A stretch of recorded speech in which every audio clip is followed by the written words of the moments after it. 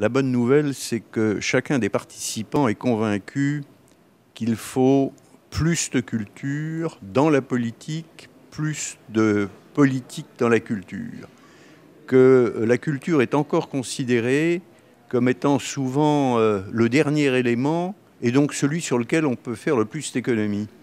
Et Jacques Toubon, homme politique majeur dans le domaine culturel, puisqu'il représente la France sur ces sujets à Bruxelles, a insisté sur le fait qu'il fallait qu'à Bruxelles, la culture soit un sujet non pas uniquement pour des raisons culturelles, mais également pour des raisons d'économie et d'emploi.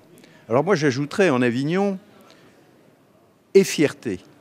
Quand vous voyez la transformation de villes aussi différentes que Bilbao, Lens ou Metz, eh bien, ces musées ont ramené la fierté chez les gens, fierté d'être eux-mêmes et d'accueillir ceux de l'extérieur. La culture, cet échange, et je crois qu'Avignon, cette année, a mis l'accent sur le fait que chacun était convaincu qu'au-delà de ce qu'elle apporte individuellement à chacun, elle peut apporter beaucoup à la collectivité, et qu'aujourd'hui, il semble que la collectivité européenne, que les collectivités en général, pour beaucoup d'entre elles, oublient à quel point la culture est porteuse non seulement de valeurs au sens lumière du terme, mais également de valeurs économiques.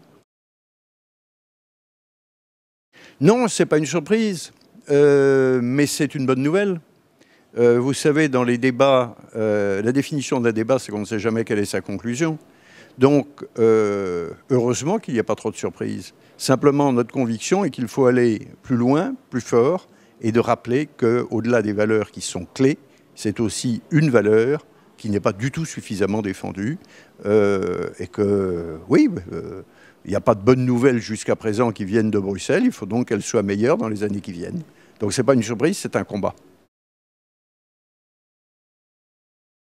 Je pense qu'il y aura des propositions fortes sur les droits du créateur et sur le respect de l'internaute et que nous devons continuer à investir ce champ pour que celles et ceux qui nous gouvernent soient convaincus plus et mieux de son importance.